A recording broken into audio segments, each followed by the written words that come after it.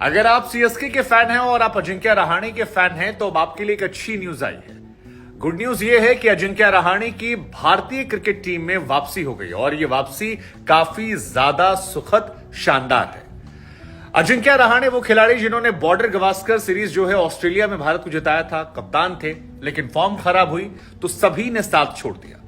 आलम यह हुआ कि जिस टेस्ट टीम के वो परमानेंट प्लेयर थे, वाइस कैप्टन थे, कैप्टन बनते थे, वहां से उन्हें बाहर कर दिया गया और फिर उन्हें वापसी नहीं करने दी। वापसी के सारे दरवाजे जो थे वो बंद कर दिए गए। लेकिन कहते हैं ना कि जब इंसान के इरादे मजबूत होते हैं, फौलादी होते हैं, तो वो हर तरह की चट्टानों को तोड़ देता है। और अजिंक्य रहाणे इस बार जब सीएसके के साथ आए, धोनी का टच उन्हें मिला, तो फिर बीसीसीआई के दरवाजों को नॉक नहीं किया, उस दरवाजे को तोड़ दिया। तोड़ा कैसे? 200 के स्ट्राइक रेट से 50 के एवरेज से रन बनाकर उन्होंने तहलका मचा दिया, एक शोर मचा दिया जिसकी गूंज जो है वो सेलेक्टर्स के कानों में गूंजने लगी। और उसका असर यह हुआ कि अजिंक्य रहाणे को वर्ल्ड टेस्ट चैंपियनशिप के फाइनल में सीधे एंट्री मिल गई। मतलब जो खिलाड़ी बीते 1 साल से कहीं नजर नहीं आ रहा था, जिस खिलाड़ी को बीसीसीआई के एनुअल कॉन्ट्रैक्ट से बाहर कर दिया गया था, उस खिलाड़ी को सीधे सीधे आप WTC के फाइनल में खिलाते हैं। और ये एक बहुत बड़ा मौका उन तमाम के खिलाड़ियों के लिए जो कमबैक करना चाहते हैं। हालांकि कोई आता है तो कोई जाता भी है। जहां पर मौका मिला अजिंक्य रहाणे को भारतीय क्रिकेट टीम में WTC के फाइनल में खेलने का मौका, तो वहीं सूर्यकुमार यादव को अब बाहर का रास्ता दिखा दिया गया है। 4 नंबर 5 नंबर के लिए जो प्रमुख चॉइस थी वो थी श्रेयस अय्यर पहली प्राथमिकता, और दूसरी प्राथमिकता में थे आपके सूर्यकुमार यादव। लेकिन सूर्यकुमार यादव जिस तरह से आउट ऑफ फॉर्म हो गए, वनडे में उनके बल्ले से रन नहीं निकले, एक टेस्ट मैच उन्हें खिलाया गया, डेब्यू हुआ, उसमें उनके बल्ले से रन नहीं निकले, और उसके बाद T20 मैचेस में भी वो सूर्यकुमार यादव नहीं नजर आ रहे हैं जो नजर आया करते थे, जिसकी वजह से उन्हें वनडे और T20 मौका मिला था। तो सूर्यकुमार यादव की इस IPL में परफॉर्मेंस को देखते हुए और बाकी उनका जो ट्रैक रिकॉर्ड देखते हुए उन्हें बाहर का रास्ता दिखा दिया गया। ईशान किशन को भी इस वर्ल्ड कप WTC में मौका जो है वो नहीं मिला है। KS भरत को रिटेन किया गया है। और एक सवाल यहां पर भी अलग खड़ा हो गया कि क्या KS भरत की जगह पर भी संजू सैमसन की एंट्री हो सकती थी? क्या संजू सैमसन को विकेटकीपर बल्लेबाज के तौर पर खिलाया जा सकता था? हालांकि यह बहुत मुश्किल था क्योंकि संजू सैमसन ने टेस्ट मैचेस नहीं खेले हैं और KS भरत की विकेट कीपिंग अच्छी करते हैं, वो लगातार टीम इंडिया के मेंबर हैं, और पिछली बार जहां परफॉर्मेंस हुई थी वहां पर सभी बल्लेबाज लगभग स्ट्रगल करते नजर आ रहे थे, तो ऐसे में गुंजाइशें कम थे। लेकिन फैंस की तो डिमांड थी कि काश संजू को मौका मिल जाता, लेकिन हादसे और इत्तेफाक जो है वो 1-2 होते हैं। रहाणे का सिलेक्शन के पीछे वजह कुछ और भी थी।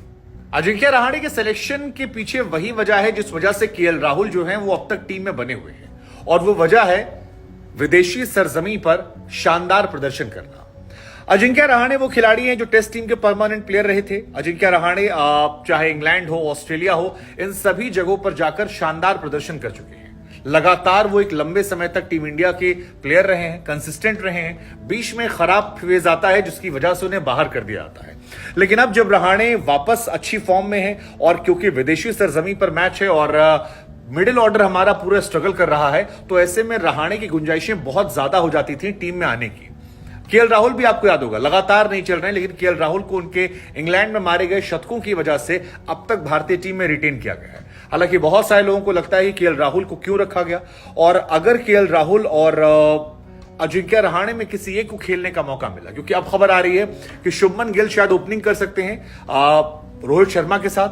पहले खबरें थी कि राहुल और रोहित ओपन करेंगे, शुभमन को मिडिल ऑर्डर में सेट किया जाएगा, लेकिन अभी ऐसा खबर आ रही है कि शुभमन और रोहित ओपन करेंगे, मिडिल ऑर्डर में राहुल या रहाणे में किसी एक को जगह मिलेगी। अब क्या राहुल को रहाणे के ऊपर प्राथमिकता दी जाएगी? मुझे लगता है कि शायद ऐसा नहीं होना चाहिए, क्योंकि रहाणे सीनियर भी हैं, रहाणे टीम इंडिया के परमानेंट प्लेयर भी हैं, और जब टीम के स्क्वाड में वो मौजूद हैं, जिस परफॉर्मेंस के साथ वो जा रहे हैं, तो अगली टीम में वो आपको खेलते हुए भी नजर आने वाले हैं। शार्दुल, शमी, सिराज, उमेश और उनतकट, ये 5 जो हैं आपके इस WTC में तेज गेंदबाज रखे गए हैं। आपके पास 3 स्पिनर्स हैं, जिसमें रविचंद्रन अश्विन का नाम है, जिसमें रविंद्र जडेजा का नाम है और अक्षर पटेल बापू को भी खिलाया गया है, रखा गया है। अब इन तीनों में से मुझे लगता है शायद एक खिलाड़ी या 2 खिलाड़ी खेलेगा, तीनों तो खेलेंगे नहीं। तो आपकी पहली 2 चॉइस कौन सी होगी? मैं चॉइस इस बार नहीं करने वाला हूं, क्योंकि जडेजा अश्विन जो है वो अनमैचेबल है टेस्ट क्रिकेट के हिसाब से। लेकिन अक्षर पटेल भी यार जिस फॉर्म में है, बल्लेबाजी हो या गेंदबाजी हो, वो भी बहुत अच्छी फॉर्म में। तो मुझे लगता है कि मैं इसमें टॉप 3 में से 2 नहीं चुनने वाला हूं। तेज गेंदबाजी में तो पहली चॉइस सिराज और सभी होंगे। अगर थर्ड बॉलर खिलाना होगा तो उमेश या उनतकट पे को खेल सकता है। शार्दुल मुझे लगता है शायद बाहर बिठाए जाएंगे, ये मेरा एक्सपीरियंस है। 2 तो पक्का है, सिराज और शमी, ये दोनों पक्का खेलेंगे। अब बाकी बल्लेबाजों की बात की जाए तो रोहित शर्मा है। रोहित शर्मा के साथ आपके आते हैं शुभमन गिल, उनके बाद आते हैं विराट कोहली, 4 नंबर पर आगे रहाणे, 5 पर दिखाया जा रहा है KS भरत को। इसके अलावा आपके KL राहुल यहां पर मौजूद हैं। लेकिन आपकी नजर में प्लेइंग 11 जो है वो क्या हो सकती है? और रहाणे जो टीम में वापस आ गए हैं, क्या 2 सवाल मेरे और। एक सवाल तो ये कि क्या ODI वर्ल्ड कप में भी उनकी जगह बन सकती है अगर वो ऐसा ही खेलते रहे? मैंने पहले भी सवाल पूछा था। और दूसरा, टीम में आ गए, प्लेइंग 11 में आएंगे? क्या सोचते हैं आप लोग, आएंगे या नहीं?